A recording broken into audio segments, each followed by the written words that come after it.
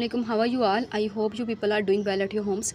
तो आज की इस वीडियो में हम चेरी ऑर्चर्ड के थीम्स को डिस्कस करेंगे। चेरी ऑर्चर्ड के historical background, cherry orchard as a tragicomedy और उसकी कुछ थीम बेस्ड कोटेशन को हम पहले ही डिस्कस कर चुके हैं।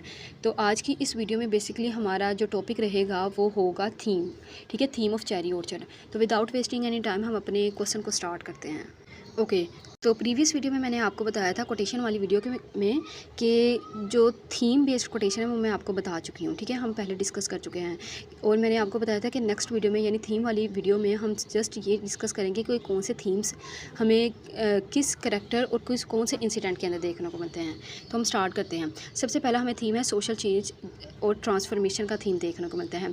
सोशल चेंज इसके अंदर दिखाया गया है थ्रू डिफरेंट करैक्टर्स और ट्रांसफॉर्मेशन में मैंने आपको लोपेकिन की कोटेशन बताई थी प्रीवियस वीडियो में कि लोपेकिन कहता है, I have bought this estate where my father and grandfather were serfs and even where they were not allowed into the kitchen.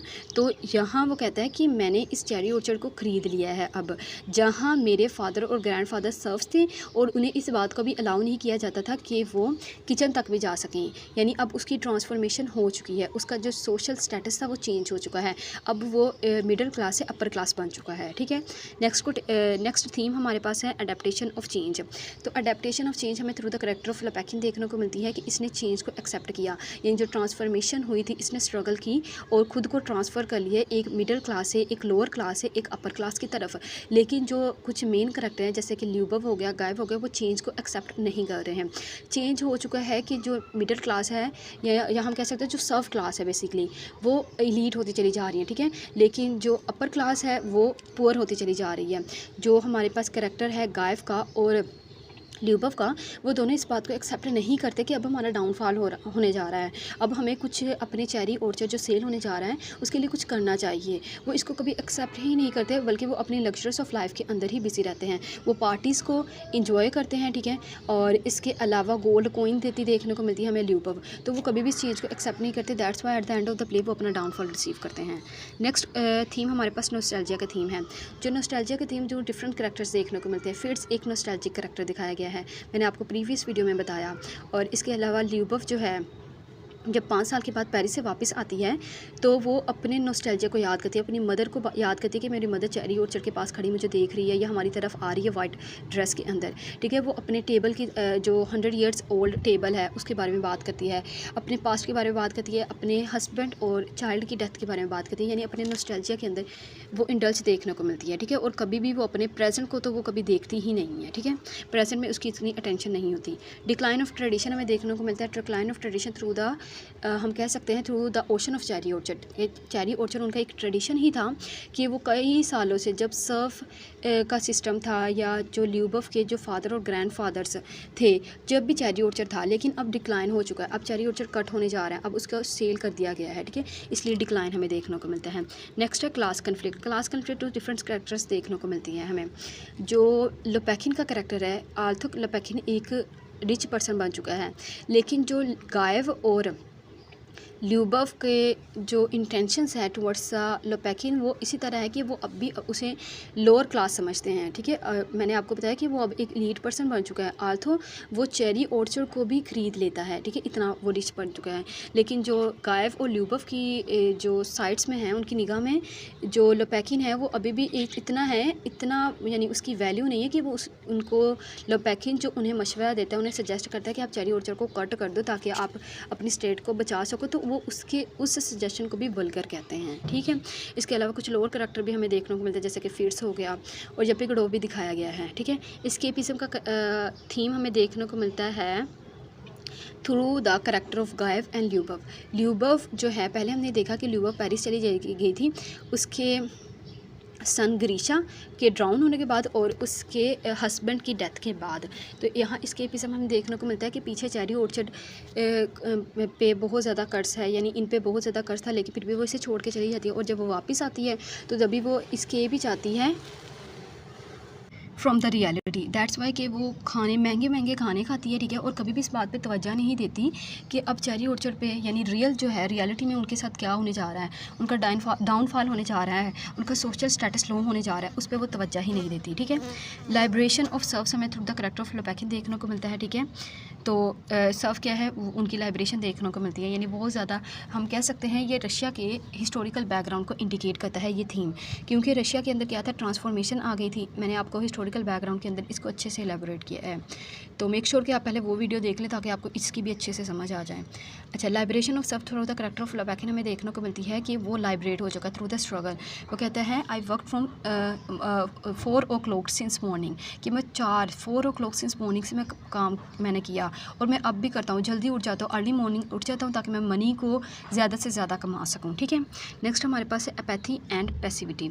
तो through the character of cherry orchard यानी लोपैकिन और ल्यूबोव के character के through ही हमें ये passivity का concept देखने को मिलते हैं। वो इतने पैसिव के कभी भी उन्होंने एक्टिवली होकर काम ही नहीं किया, ठीक है। वो कभी भी इस बात पे उन्होंने अटेंशन नहीं दी, कभी भी वो एक्टिव नहीं हुए कि हमारे साथ अब क्या होने जा रहा है, ठीक है। पैसिव करैक्टर्स दिखाए गए हैं, ठीक है। पैसिव इस तरीके से कि वो स्टक हैं, स्टैटिक हैं, ठीक है, वो कभी भी डिसीजन लेते ही नहीं है, ठीक है, वो कभी भी मूव ऑन होते ही नहीं है एज़ कम्पेयर टू लोपैकिन, क्योंकि लोपैकिन है वो मूव ऑन कर चुका है, ठीक है। अपीयरेंस और रियलिटी का जो थीम है बहुत इंपॉर्टेंट थीम है, क्योंकि जो हम देखें ना करैक्टर ल्यूबोव का, तो ल्यूबोव क्या करती है, ल्यूबोव की अपीयरेंस क्या है कि वो बहुत इलीट अभी अपने आप को शो कर रही है, बहुत रिच शो कर रही है, लोगों को कॉइंस दे रही हैं, इतनी अच्छी पार्टियाँ अरेंज कर रही हैं, पेरिस के अंदर जो आन्या है वारिया के लिए शॉपिंग कर रही है, आन्या को शॉपिंग करवा रही है, सब कुछ है। लेकिन जो अब रियलिटी उसके पास क्या है कि अब उसके पास वो अपना पर्स इस तरह उल्टा करती है और दिखाती है कि मेरे पास अब 1 रुपया भी नहीं है, यानी अब वो बिल्कुल खाली हो चुकी है, ठीक है। रियलिटी ये है कि अब वो बिल्कुल खाली हो चुके हैं, इनके ऊपर कर्ज आ चुका है, ठीक है। अब कर्ज को उतारने के लिए वो कुछ भी नहीं कर रहे, ठीक है, अपनी लग्जरियस ऑफ लाइफ के अंदर इतने इंडल्ज हैं। लेकिन जो हमारे पास अपीयरेंस है वो इस तरह शो करवाई जा रही है कि वो बहुत इलीट है, ठीक है। नेक्स्ट हमारे पास जो थीम है और ये लास्ट थीम है लैक ऑफ डिसीजन मेकिंग। तो डिसीजन मेकिंग की लैक ये बहुत इंपॉर्टेंट थीम है, क्योंकि इसके अंदर जो ल्यूबोव का करैक्टर लोपैकिन बार बार कहता है कि आप डिसीजन लो, मेरे वर्ड्स पे फोकस करो जो मैं आपको कह रहा हूँ। यही एक तरीका है that you have to cut the cherry orchard, ठीक है, ताकि आप अपनी स्टेट को आप अपने लेवल को, सोशल स्टेटस को आप बचा सको, ठीक है। लेकिन उनके अंदर वो लेते ही नहीं है, ठीक है।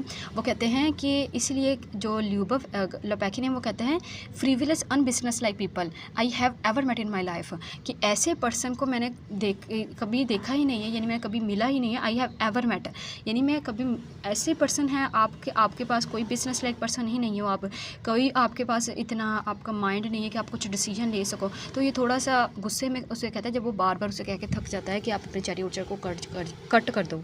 तो हम देखते हैं कि थ्रू आउट द प्ले हमें देखने को मिलते हैं कुछ इंपॉर्टेंट थीम्स, ठीक है। ये जो सारे थीम्स यहाँ मैंने डिस्कस किए हैं ना, इन थीम्स के अंदर आपने ट्रांसपोर्टेशन यहाँ लिखा गया, आपने ट्रांसफॉर्मेशन कर लेना है, ठीक है। ओके, तो अडेप्टेशन ऑफ चेंज, नोस्टैल्जिया, ठीक है, class country, escapism, liberation of search और लैक ऑफ डिसीजन मेकिंग। ये जो थीम्स है ये मोस्ट इंपॉर्टेंट थीम है। आपने जब क्वेश्चन को अपने अटैम्प्ट करना है तो पहले आपने इन थीम्स को लिखना है, ठीक है। मैं आज भी वीडियो में मैं कुछ कोटेशन साथ साथ बताई हैं, लेकिन अगर आप बहुत अच्छी और थीम बेस्ड कोटेशन देखना चाहते हो ये जो इन्हीं से रिलेट करती हों और हर एक पॉइंट के अंदर आप एक कोटेशन ऐड करना चाहते हो, और आई थॉट कि आपको हमेशा जब भी आप अपना क्वेश्चन अटैम्प्ट कर रहे हो तो एक ही पेज के अंदर 2 से 3 कोटेशन ज़रूर ऐड करनी चाहिए, ताकि आप जो कोटेशन होता है उसका चेकर पे बहुत अच्छा इंपैक्ट पड़ता है, ठीक है। क्योंकि कोटेशन हम कह सकते हैं एक तरह से वो होती है, प्रूव हो जाता है टेक्स्ट का कि हमने जो हम लिख रहे हैं हमारे पास उसका टेक्सचुअल प्रूव है कि ये कोटेशन कहता है और ये वाला पॉइंट्स यहाँ से देखने को मिलता है। तो अगर आपको इसकी और कोटेशंस चाहिए तो आप मेरी प्रीवियस वीडियो को देख लें, ठीक है। और इसके अलावा प्रीवियस वीडियो के अलावा ये आज हमने इस चेरी ऑर्चर्ड को कंप्लीट कर लिया है। तो इंशाल्लाह नेक्स्ट वीडियो में हमारी मुलाकात होगी एक नए टॉपिक के साथ, जिसके अंदर हम नए एक टॉपिक को या आई ट्राई माई बेस्ट कि हम किसी नए थेरी को डिस्कस करेंगे या किसी नए प्ले को डिस्कस करेंगे। So this is all about of today's video. If you have any query you can ask me in the comment section. अपना बहुत सारा ख्याल रखिएगा, दुआ में याद रखिएगा, लाइक सब्सक्राइब और शेयर करना नहीं भूलना, ठीक है आपने। अल्लाह हाफिज़।